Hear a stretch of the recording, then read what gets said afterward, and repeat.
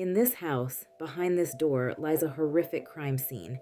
Murder has just taken place. An older woman has been snuffed out, shot in the back, while trying to protect herself, as well as her loved ones, from an assailant who had entered her home. And upstairs, her adult son, who'd been sleeping peacefully in his bed, was popped twice in the head by the same perpetrator before he'd even had a chance to wake up. The actions of this assailant were intentional and personal, and they were about to show just how personal this was. The assailant who entered this home to commit these heinous acts is not yet done. He lies in wait, seemingly waiting on a specific person, a woman he was once intertwined with, but she hasn't come yet. So instead, something worse happens. Now that he's gotten rid of the two biggest threats of the house, he does something even worse. The little boy of the home, the grandson of the woman who was just murdered, was staying home from school because he was sick. And unfortunately, this little one's presence doesn't sway the evil intentions of the assailant. Before the little one can even realize what's happened to his family, the assailant has grabbed him and forced him to leave with him. Now that this person has abducted the little boy and he's in major danger, there's a countdown to save the little boy and before it's too late. But it may actually already be too late. But the question of this massacre is who actually did this and why.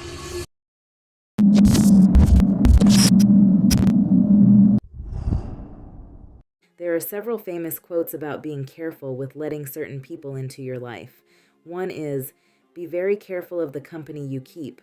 Not everybody is your friend, nor deserves a seat at your table." And there's another one that says, "You are not responsible for what your friends do, but you will be judged by the company you keep." And while true, in some instances, you can be harmed by the company you keep. Unfortunately, that's exactly what happened in this story we're about to delve into. How not even fame, money, or success could stop the tragedy that would happen.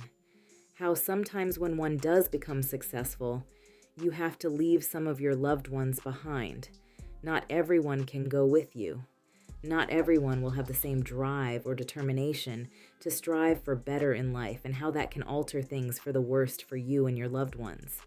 How sometimes your family's actions can have a huge and sometimes a detrimental impact on your life.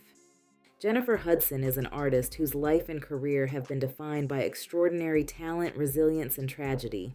From her rise to fame on American Idol to becoming an Academy Award-winning actress, Jennifer's journey has been one of determination, strength, and triumph in the face of personal loss.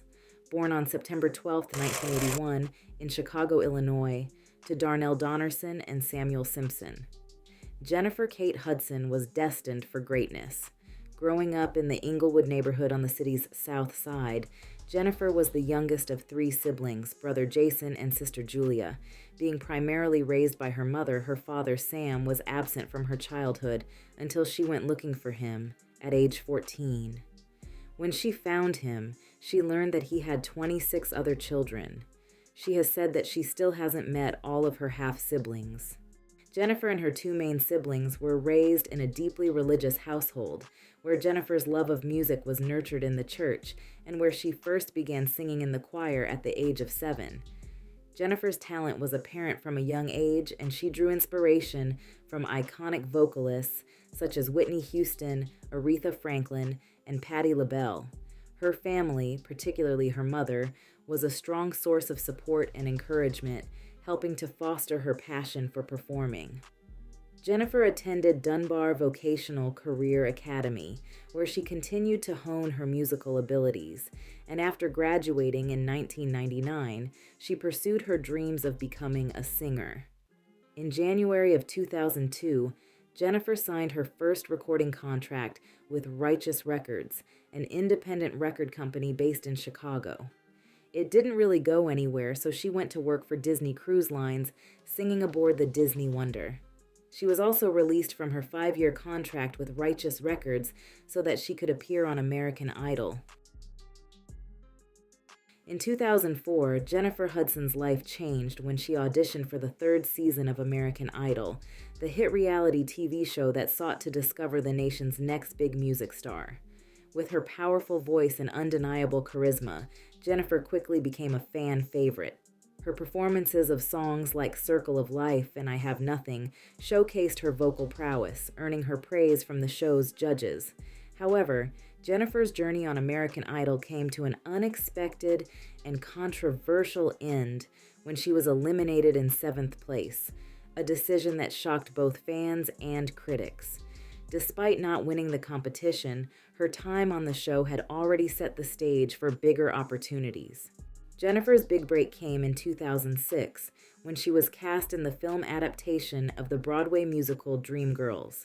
Portraying the character of Effie White, a role previously held by Jennifer Holliday, Jennifer gave a performance that was both emotionally charged and vocally stunning.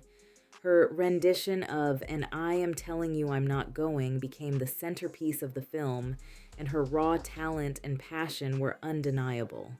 Jennifer's portrayal of Effie White earned her widespread critical acclaim, and in 2007, she won the Academy Award for Best Supporting Actress. This victory made her the third Black American woman to win the award in that category. She also received numerous other accolades for her performance, including a Golden Globe Award and a Screen Actors Guild Award. Dreamgirls catapulted Jennifer into stardom and proved that she was more than just a reality TV contestant. She was a powerhouse performer destined for greatness. Her win opened the door to more acting opportunities and established her as a major force in both the music and film industries. In 2008, after her success in Dreamgirls, Jennifer transitioned into the music world, releasing her debut self-titled album. The album included hits like Spotlight, which became a chart-topping success, and If This Isn't Love. The album went on to achieve gold certification, and Jennifer earned a Grammy Award for Best R&B Album in 2009. As we can see, Jennifer was sitting on top of the world. She was living her dreams to the fullest and extremely successful, but something sinister was brewing just ahead and would soon flip Jennifer's life upside down as the unthinkable happened. As successful as Jennifer Hudson was at this time, she wanted to bless her family as well. She had enough money now to move from their Inglewood neighborhood into a beautiful New York condo, and she wanted her mother to move as well. But Darnell wasn't interested in leaving her neighborhood. She felt she had a cemented community there. She owned her home and was proud of that. Her life was there, and she was okay with that. Her brother Jason was also living there with their mother.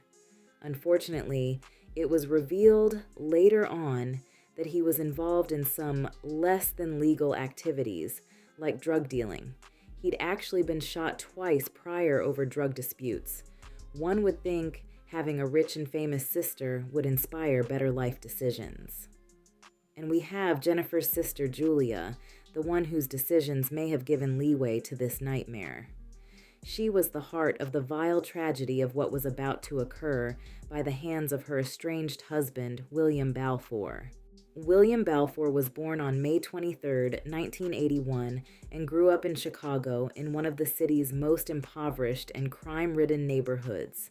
From an early age, William was exposed to violence and instability, growing up in an environment where criminal activity was prevalent. His upbringing was marked by a lack of structure and positive role models, contributing to the volatile and troubled path he would eventually take. By his teenage years, William was already deeply entrenched in criminal behavior. He dropped out of school and spent much of his youth running with street gangs like the Gangster Disciples. These early years were filled with encounters with the law, and Williams's criminal record began to grow. His behavior was erratic and unpredictable, a trait that would follow him throughout his life. He had difficulty maintaining relationships, and he struggled with controlling his temper. At the age of 17, Williams's criminal activities escalated, landing him in serious legal trouble for the first time. In 1999, he was convicted of attempted murder, vehicular hijacking, and possession of a stolen vehicle. The attempted murder charge stemmed from a violent carjacking incident in which William and an accomplice forced their way into a vehicle, holding the driver at gunpoint. The crime demonstrated a pattern of escalating violence and disregard for others, a foreshadowing of the horrific acts he would commit years later. He was sentenced to 7 years in prison for these crimes. He spent the early 2000s behind bars, a period that did little to rehabilitate him or change his course in life. Instead, his time in prison seemed to reinforce his violent tendencies. He was released on parole in 2006, but his criminal record and time in prison left him with limited options and a deep sense of resentment. One would think a man like this should be avoided at all costs, but as the saying goes, there's someone for everyone, and William was able to find quote-unquote love and a relationship with Julia Hudson, a girl he went to high school with. Not long after his release from prison, William began a relationship with Julia. Julia worked as a school bus driver in Chicago, and despite William's troubled past, the two quickly and quietly married in December of 2006, only a few months after his release, much to the disappointment of her family. Because they eloped, neither Julia's mom, brother, nor Jennifer knew about their union. It was probably because Julia knew they wouldn't have approved. Jennifer never liked William. She knew of his disturbing past from high school and knew he was a bad element. She also didn't like the way he treated her sister or her little nephew. She'd even warned her sister not to be with him, but Julia didn't listen. Unsurprisingly, the newlyweds' relationship was bombarded with problems from the start. William's violent temper and controlling behavior quickly became apparent. Julia would later testify that William was jealous and possessive, often accusing her of seeing other men. Even though he kept reiterating how much of a fat bitch he felt she was, he still felt she was able to creep around with other guys, thus betraying him. He was known for making threats and using intimidation to maintain control over her. The marriage was marked by frequent arguments, and his behavior became increasingly erratic over time. Despite Julia's attempts to make the relationship work, William's jealousy and violent tendencies eventually drove the couple apart. By 2008, Julia had made the decision to separate from him, and she began moving on with her life. However, he could not let go. He became fixated on the idea that Julia was seeing other men, even though he'd been dating other women, and his jealousy spiraled into a dangerous obsession. Julia later reported that William had threatened to kill her and her family if she ever left him, a chilling threat that he'd made at least a dozen times. In the months leading up to the murders, William's behavior grew increasingly volatile. He frequently harassed Julia, showing up at her workplace unannounced and making threatening phone calls. Julia's family, particularly her mother, was aware of the ongoing tension between the two, and they had grown concerned about his escalating behavior. William's jealousy was particularly focused on Jason Hudson, Julia's brother. William believed that Jason was a bad influence on Julia and resented the close relationship the Hudson siblings shared. He saw Jason as a rival for Julia's attention, and his anger toward him simmered beneath the surface. William was even jealous of Julia's son, Julian. He hated it when the little one would kiss his own mother. Whenever the little boy would show any affection for his mother, William would fly off the handle, screaming, "Don't kiss my wife. That is my wife. Get up off my wife." He was very jealous of Julian, she'd later testify. William was even bold enough to threaten to kill them while he attended a kid's birthday party. A witness by the name of Robin Myers, whose wife was Julia's co-worker, said he and his wife were having a birthday party for their youngest son in August of 2008. Julia, her son Julian, and William all came to the party. This was the first time Robin had met William. When Robin first saw him, he said he saw a handgun in William's waistband. Immediately, Robin did not want William in his house, so he took him out to the front porch and offered him a beer and a blunt, but William declined. As the two talked, Robin could see the vitriol that William seemed to have against Julia and her family. He said very disturbing and disparaging things about them. He kept accusing Julia of cheating on him. He told Robin, "I think my wife is cheating on me with somebody she worked with. If I find out that she's cheating on me, I'm fucking her and him up." Also during their conversation, William lifted his shirt and showed off the handle of the gun in his waistband. This gun he was holding was actually a .45 caliber that William stole from Jason. Even though Robin heard William say these horrible things, he admitted that he didn't notify the police about William's threats, and that he didn't kick him out of his house, even though he brought a gun to a child's birthday party. Robin said William went on a tirade about Julia and her family and threatened them at least 10 times. He called Jennifer a fat bitch who didn't want him near her family and that she thinks she is better than everybody else. He also called Jason a fat ass and admitted to stealing his house keys, knowing that he could sneak into their home anytime he wanted to. Other neighbors heard and knew about the threats that William dished to the Hudsons. Deborah Hampton, who lived down the street from the Hudsons, testified she saw Julia and William arguing outside Julia's house a few days before the tragedy. She heard William allegedly call Julia a fat bitch and said, "I'm going to fuck you and your family up." There were far too many signs and red flags that could have helped prevent what was about to happen, but no one was taking it seriously enough. The sad part is that even with all of this happening, Julia was still having a sexual relationship with William. She didn't take any of his threats seriously because she didn't think he really meant it, that he wouldn't really follow through with it. But oh, how wrong she would be. October 24th, 2008 was a seemingly ordinary autumn morning in the Englewood neighborhood, but for the Hudson family, it would become a day marked by unimaginable horror and grief. That morning, as Julia was on her way to work, William came to the house extremely irritable, erratic, and angry. While she was getting her things to leave, William spotted balloons inside the house, and he became enraged. The balloons that were in the house were from her birthday party a few days earlier, but he felt that those balloons were from another man. He became belligerent.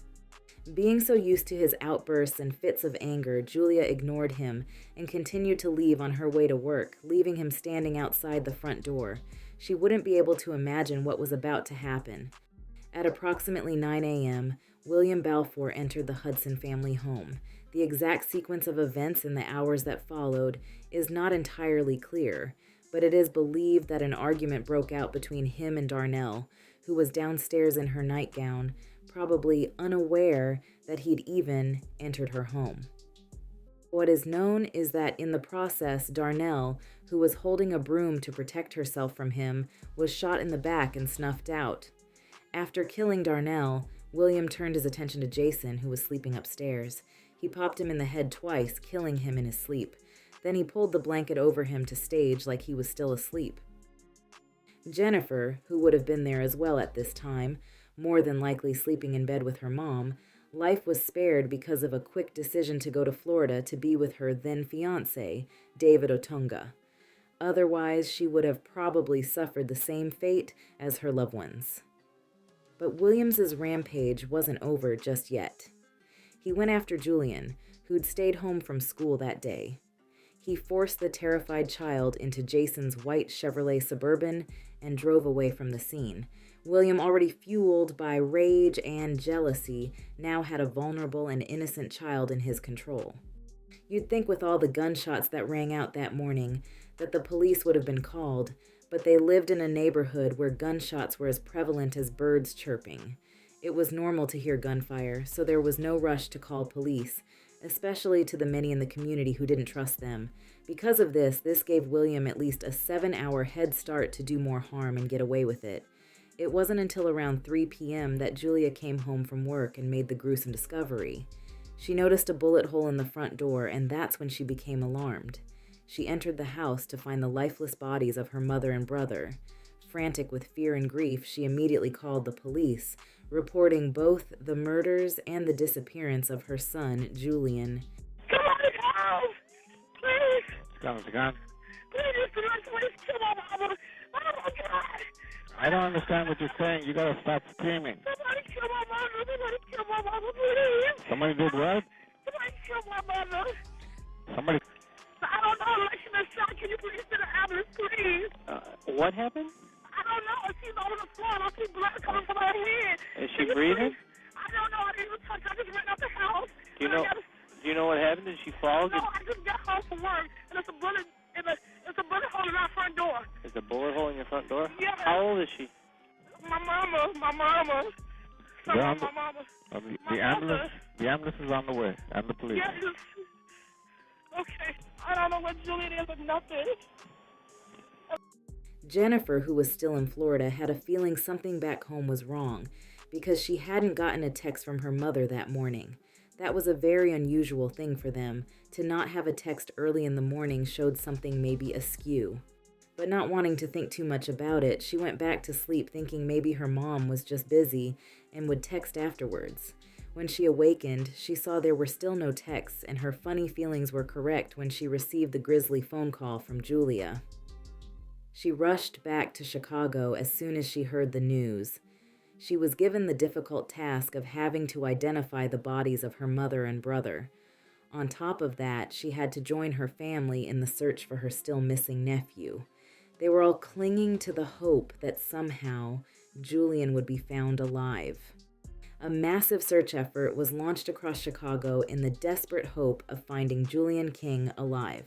For 3 days, law enforcement, community members, and the Hudson family held on to the hope that the 7-year-old might still be safe. However, the search ended in heartbreak. On October 27, 2008, Julian King's body was discovered in the backseat of Jason's abandoned white Suburban on Chicago's west side.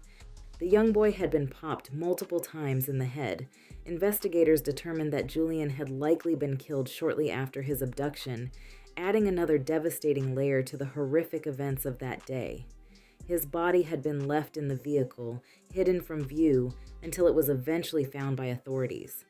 The investigation quickly turned its focus to William Balfour, who was arrested shortly after the murders. William initially denied any involvement in the killings, but overwhelming evidence soon piled up against him. Police discovered gunshot residue on the steering wheel of his car, and ballistics evidence linked the murder weapon, the .45 caliber handgun, to him. During his trial, prosecutors argued that William's motive was rooted in jealousy and revenge. He was enraged by Julia's decision to separate from him, and in his fury, he lashed out at the people closest to her, exacting a terrible and violent revenge. The evidence was damning, and in May 2012, William was convicted on 3 counts of first-degree murder, as well as additional charges of home invasion and kidnapping. He was sentenced to 3 consecutive life terms in prison without the possibility of parole. The murders devastated Jennifer, and she withdrew from the public eye for several months, grappling with the loss of her loved ones and her remaining family. In the years since the tragedy, Jennifer Hudson has channeled her grief into her career and advocacy work, becoming a symbol of strength and resilience. She founded the Julian D. King Gift Foundation in memory of her nephew, which provides school supplies and resources to underprivileged children. Despite the tragedy, Jennifer Hudson's career continued to flourish. She made her return to the public stage in 2009, performing the national anthem at the Super Bowl 42, a poignant moment that marked her resilience and determination. She also returned to acting, appearing in many films as well as great runs on Broadway. Jennifer Hudson's life and career are defined by resilience, strength, and an unwavering commitment to her craft in spite of unimaginable tragedy. And her life also is a cautionary tale of being careful of who you have in your life, family or not. How someone else's decisions can have a huge impact on you. But wait, we're not done just yet. Now you'd think that this was it, that this case was cut and dry. An abusive, jealous husband who couldn't move on, so he allowed his jealousy to take over and snuffed out a family and got sentenced to life for it. Sounds simple, right? But no, this wouldn't be a quote-unquote Hollywood true crime case if it didn't come with the infamous sacrifice to rise to fame accusations. There are some who truly believe that Jennifer Hudson set up her own family to be deleted so that she could be rich and famous. Let's take a look at what the conspiracies are and why they're being said. I wish they would do that to Jennifer Hudson. I wish they set a stage for her. Because I'm sick and tired of was willing to sacrifice her own family and a child just getting away with murder. But when I look at the predatory way that she was looking for the same kind of relationship with Clive Davis as Whitney Houston had, I said, oh, Whitney Houston fame, that's big fame. Damn, there's your mama and a baby, and you can be Whitney Houston too. And then when I seen her on the Clive on the red carpet, and somebody asked her about Clive, and she said, Clive is my everything. I'd be nothing without Clive. And then it makes you think about the first Whitney Houston tribute when she was really trying her hardest to look like Whitney Houston. In the aftermath of the devastating murders of Jennifer Hudson's family in 2008, the internet was soon flooded with a wave of conspiracy theories linking the tragedy to a sinister plot. While Jennifer grieved, darker, more sensational narratives began to emerge. Among these, the most pervasive and disturbing was the suggestion that Jennifer had somehow orchestrated the deaths of her loved ones as a sacrifice to boost her fame, which wouldn't make sense because she was already rich and famous by this time. But according to some conspiracy theorists, Jennifer had not simply been a victim of tragedy, she was, in their view, a willing participant. The theory was built on a few key pillars: timing of the murders. At the time of the murders, Jennifer was at the height of her career. She had just won an Academy Award in 2007 for her breakthrough performance in Dreamgirls. Conspiracy theorists pointed to this timing, suggesting that Jennifer's meteoric rise and her family's deaths were not coincidental, but part of a premeditated plan with her quote-unquote handlers. Hollywood and sacrifice myths. For years, certain conspiracy circles have perpetuated a belief that Hollywood is controlled by secret societies like the Illuminati, where success supposedly requires a blood sacrifice of a loved one. Jennifer's family tragedy, they argued, fit this pattern perfectly. The internet became rife with unfounded claims that Jennifer had made a pact with these shadowy forces, trading the lives of her family members for fame and fortune. Baseless superstition. At the core of these theories was a long-standing but unsubstantiated superstition that celebrities, particularly those who rise to fame rapidly, must offer something in return. Jennifer's stardom, coupled with the tragic loss of her family, seemed, in the eyes of conspiracy theorists, to fit neatly into their pre-existing narrative of Hollywood power and control.